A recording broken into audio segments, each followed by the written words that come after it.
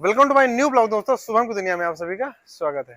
तो दोस्तों, आज हम आपको बताएंगे कि हम जून के महीने में हमने अपने इन गायों से कितनी कमाई की और पूरी डिटेल में आपको बताएंगे। तो पूरा देखना जिससे आपको भी समझ में आए कि आखिर गाय देखो कि कितना प्रॉफिट होता है।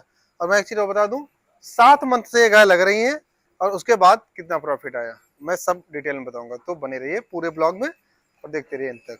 देखो, सबसे पहले मैं बता दूं, अपनी गाय की जानकारी दे दूं, जो नए दर्शक हमारे हैं जो अभी तक नहीं जानते हैं, मतलब बहुत जल्दी रिसेंटली चैनल को सब्सक्राइब किए।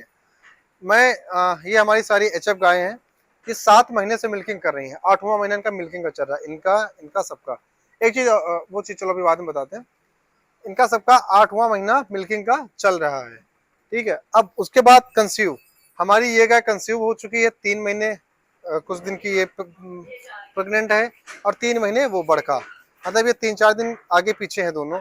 उसके बाद हमारी ये गाय 2 महीने पहले सीमन डलाया था, कंसीव नहीं की थी। तो उसके बाद मैंने इसमें दवाई डलाई। दवाई डलाने के बाद फिर अब सीमन इसमें भी डला दिया है। ये भी अब कंसीव कर लेगी बहुत जल्द।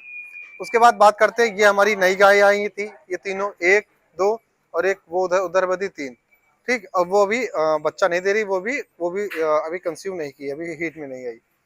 तो ठीक है, अब हम आपको बताते हैं डिटेलिंग में कितना क्या खर्चा है। सबसे पहले मैं आपको बता दूं तो देखो,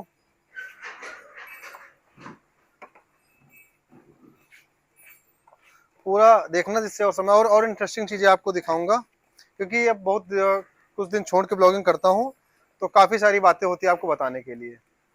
तो सारी चीजें बताऊंगा, समझना बात को। देखो, सबसे पहले एक चीज और मैं आपको बता दूं, जितने भी डेयरी फार्मर हैं वो एक बात ध्यान से सोच ले और कान खोलकर सभी लोग सुन ले, जो बहुत इंपॉर्टेंट बात है सक्सेस होने का। देखो, मेरे पास ये दो डेयरियां आपको दिख रही हैं। एक ये डेयरी, एक ये डेयरी। अब इन दोनों डेयरी में अंतर क्या है, क्या मैं क्या करता हूँ, ये बात को ध्यान से सुन लो। देखो, सबसे पहले मैं आपको बताऊं, सबसे पहले तो बताऊं, देखो एक हमारे पास जो ये डेयरी है, पहले मैं इसके बारे में बताता हूँ। ये हमारी डेयरी है। इसमें देखो मैंने क्या लिखा है भाई, डेयरी वर्क, मिल्क मिल्क मतलब दूध का हिसाब पूरा। अब दूध का हिसाब जैसे कि देखो, आज 11 तारीख है, 12 तारीख है। कुछ पुरानी वाली कॉपी हमारी भर चुकी है, इसलिए हमने नई यूज की है। अब इसमें मैं देखो, सुबह आपको दिख रहा है, सुबह शाम हर गाय की कोड इनके कान में लगा हुआ है, येलो कलर का, आप लोग को दिख रहा होगा कोड। जिसके कान में कोड नहीं लिखा उसका नाम, और कितना दूध देती है, कितना दूध कलेक्शन पर डे का होता है, कितने का सेल होता है, कितना घर में जाता है, और कितना हमारा पर डे का खर्च होता है। देखो खर्च इसमें लिखा हुआ है, 150 का पेट्रोल, 400 का मोबिल ऑयल। जो हमारा इसका आया है वो इस मंथ में आया है, पिछले मंथ में नहीं।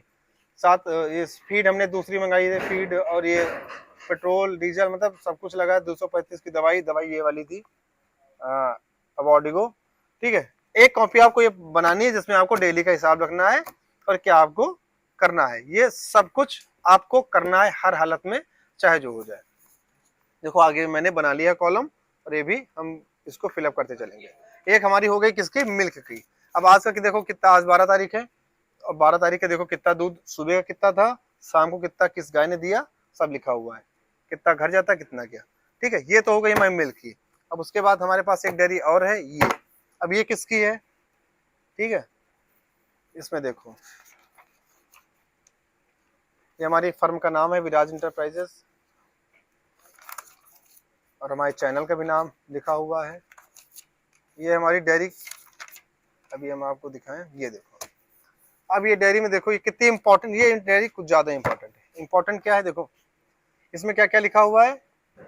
डीवार्मिंग की डेट 10/7/2026 को मैंने अपनी गाय की डीवार्मिंग कराई, सारी गायों की डीवार्मिंग कराई। क्योंकि डीवार्मिंग का टाइम पीरियड चलता है 2 महीने 3 महीने, तो उस हिसाब से हमें इसको लिख कर रखना पड़ता है कि कब क्या कैसे हमें डीवार्मिंग करानी है। हमने डिवार्मिंग कोडिंग लिखी है कि कौन सी गाय को, देखो CPPV ये सब लिखा हुआ है। इसका मतलब क्या है कि हमारी गाय कौन सी प्रेग्नेंट है, कितने मंथ की है, और मैंने कितने ml से। देखो जैसे हमारी 668 नंबर गाय, मतलब कि ये वाली गाय, ये जो आपको दिख रही है 668 नंबर गाय, कि मैंने 150 ml से नील जाल से सुबह के 5 बजे मैंने इसकी डिवार्मिंग की। ठीक है, आप लोग समझ रहे हैं, उसी हिसाब से हर गाय को कितना डोज दिया गया। इस वाली गाय को 100 ml का डोज दिया गया, वो भी आपको दिख रहा है, लिखा है। ठीक है, अब 3 महीने के बाद करना है डिवार्मिंग, ये कंप्लीट। ठीक, ये आप सबको एक बना के रखना है, डी वार्मिंग का, मिल्क का। और उसके बाद देखो सीमन 25/3/26 को सीमन लगाने का समय, ये मैंने जब लिखा था तब उसका है। खल्लो को कोडिंग पड़ी है कब किसको सीमन लगा, कौन कौन, देखो जिसके आगे टिक लगा हुआ मतलब ये कंसीव कर ली है इन गायों ने, ये कितने मंथ की प्रेग्नेंट है ये इसमें लिखा हुआ है और ये कंसीव की है। सीमन लगाने का डोज, कौन सा सीमन लगा, कब कंसीव की, पहला डोज नहीं लगा मतलब कि नहीं कंसीव नहीं की, दूसरा डोज कब लगाया, कितने बजे लगाया, और कौन सा सीमन लगवाया। सीमन एचएफ क्रॉस 325 को लगा, इससे सब कुछ इसमें लिखा हुआ है। तो आपको इस तरह की एक डायरी ये बनानी है और एक मिल्क के हिसाब से, ये सब बहुत जरूरी है। इसको आप फोन में भी लिख सकते हैं, लेकिन कोशिश करो कि थोड़ा हाथ से लिखने की प्रैक्टिस, और जिस जो अच्छा लगता है कि हम एक हाथ से लिखकर अपना हर चीज डाटा रखते हैं। अब उसके बाद ये चीज तो हो गई। अब बात करते हैं कि हमने कितना इस मंथ में हमारा दवाइयों पे कितना रुपए खर्च हुआ।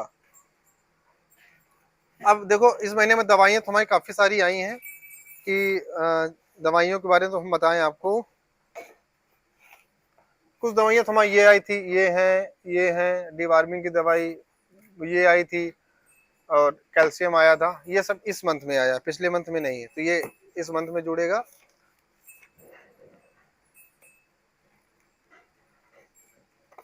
कहाँ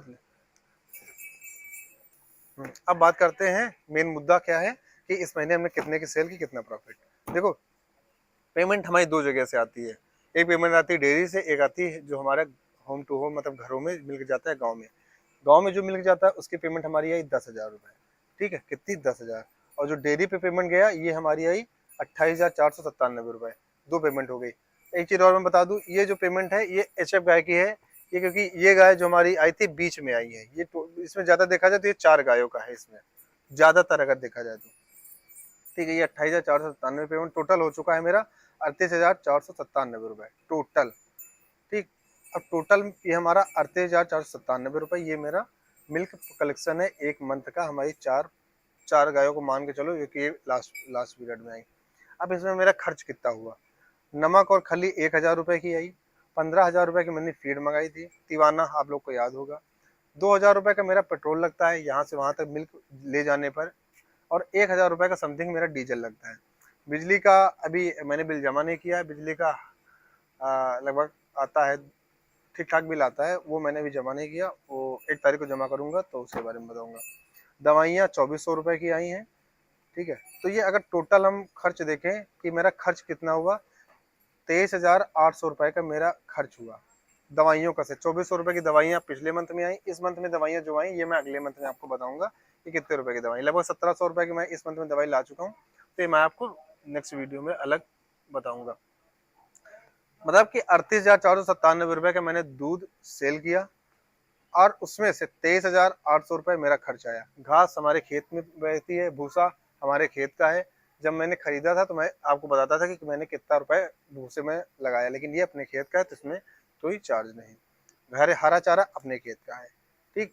जनरेटर का मैं आपको बता चुका हूँ। लेबर कोई हमारे फॉर्म पे काम करता नहीं है, सब हम लोग भाई 3 अभय निर्भय और हम मिलकर काम करते हैं, तो कोई लेबर नहीं है, कोई लेबर कॉस्ट कटिंग यहाँ से है, ठीक। अब खर्च कितना आता है, 23,800 रुपए। मिल कलेक्शन कितना था, 38,497। अब 38,497 रुपए में से 23,800 रुपए हम माइनस करेंगे तो आता है कितना, 14,697 रुपए। मतलब कि इस महीने मात्र एक छोटी सी रकम हमें बची है, कितनी, 14,697 रुपए। अब 14,697 रुपए बचे का, देखो ये भी एक पीछे का रीजन है कि इतना कम क्यों बचा। देखो आप जब डेयरी फार्मिंग स्टार्ट करते हैं तो स्टार्टिंग के 4 से 5 मंथ आपको अच्छा खासा प्रॉफिट होता है, और जब गाय आपकी जितना मिल्क देना कम करती है धीरे धीरे धीरे धीरे तो उसका दूध घटता है और आपका प्रॉफिट भी कम होता है। तो इसलिए मेरी 8 मंथ से गाय लग रही है, 7-8 मंथ से, तो इसलिए इतना कम प्रॉफिट आया, 14,697 रुपये प्रॉफिट आया इस मतलब जून के मंथ का। अभी जुलाई का प्रॉफिट अच्छा खासा आएगा क्योंकि 8 गाय अपने पास हो चुकी हैं और अच्छा मिल्क प्रोड्यूस हो रहा है, इनका मैं आपको बताऊंगा, अच्छा खासा प्यार आएगा। उसके लिए आपको नेक्स्ट वीडियो देखनी पड़ेगी। तो 14,697 रुपये मेरा इस मंथ में बचा। 8 मंथ डेयरी फार्मिंग करने, 8वें मंथ में 4 गाय से, जिसमें से 2 गाय प्रेग्नेंट है, 3-3 साढ़े 3-3 महीने की। अब समझो बात को, कि अब आप समझो कि डेयरी फार्मिंग करना कितना सही है कि गलत है। मेहनत आप लोग को पता है कितनी मैं करता हूँ, तीनों भाई मिलकर क्या काम है वो भी दिखाता हूँ, और किस चीज़ में कितना प्रॉफिट है, कैसे मैनेज करना है, सब दिखाता हूँ। तभी पर कुछ गलतियां हो जाती हैं, सबसे होती हैं, जिससे गाय बीमार हो जाती है या फिर उनके कुछ दिक्कतें आ जाती हैं। जैसे मेरी गाय कमजोर हो चुकी थी, लेकिन अब थोड़ा थोड़ा टाइम पे आ रही, क्यों? उसका रीजन है मेरा कैल्शियम।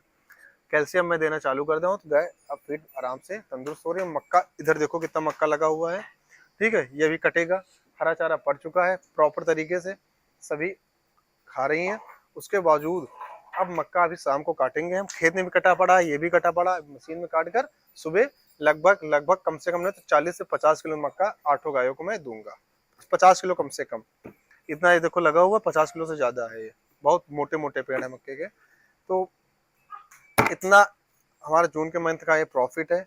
अब आपको अगर जो लगता है कि डेयरी फार्मिंग करना कहाँ तक सही है, किस किस गाय से करना है कि भैंस से करना है, और कौन सी गाय से करना है, इस सब के बारे में वीडियो बना चुका हूँ। बाकी अगर आपको चाहिए तो आप कमेंट कर सकते हैं, मैं उसका आपको रिप्लाई जरूर करूँगा। तो ठीक है, ये आप बताना कि कैसा रहा जनवरी जून के महीने की जर्नी, और आप लोग अपनी राय देना कि इसमें मेरी मिस्टेक कहाँ पर है और मैं और इसको कैसे अच्छा कर सकता हूँ। आप अपना अपना बताना मुझे। ठीक है, ठीक है दोस्तों, तो अपनी राय जरूर देना। गाय अपनी मेरी एक बार देख लो फिर से सारी, कुछ खा रही हैं, कुछ बैठी हैं, और पहले से गाय अब ठीक है, धीरे धीरे और थोड़ा समय लगेगा, कैल्शियम देना स्टार्ट किए हूँ, सारी गाय सही हो जाएंगी। मक्के का मैं आपको पेड़ दिखा देता हूँ, कितने मोटे मोटे मक्के हैं, ये देखो। ये तो अभी कटा है, मतलब ठीक ठाक मौका, और काफ़ी, ये देखो कितना पानी, मतलब कि मीठा। इससे एनएसएफ बढ़ता है, फैट भी बढ़ता है, और इस कैल्शियम से फैट बढ़ता है अच्छा खासा। मेरा फैट आज सुबह का फैट कितना था अभी? 5.2। मतलब सोच सकते हैं एचएफ का फैट हमारा आ रहा है 5.2। अभी मेरे पास पर्ची नहीं है तो मैं आपको दिखाता। ठीक है, कोई दिक्कत नहीं, मैं शाम वाली पर्ची कल आपको शॉर्ट वीडियो में आपको दिखा दूंगा। तो ठीक है, और एक चीज़ और आपको बता दूं कि हमारे कंडे सारे बिक चुके हैं, इनका बयाना हो चुका है, आजकल में ये भी उठ जाएंगे। और आपको काफ़ी सारी बात बतानी थी, लेकिन थोड़ा लेट हो रहा है मुझे। फीड भी अपनी आ चुकी है, फॉर्म पे सब ठीक ठाक चल रहा है। गाय बीच में बीमार हुई थी, थनैला वगैरह हुआ था, उन पर 2400 रुपये खर्च आया। ठीक है, चलता रहता है बिजनेस में, प्रॉफिट लॉस दोनों पहलू रहते हैं। मिलते हैं आपको नेक्स्ट ब्लॉग में, मिलते हैं एक इंटरेस्टिंग वीडियो के साथ। कमेंट करें, अपनी राय दें, और जो कुछ भी आपको डेयरी फार्मिंग से संबंधित पूछना है पूछ सकते हैं, बेधड़क बेझिझक। Bye bye.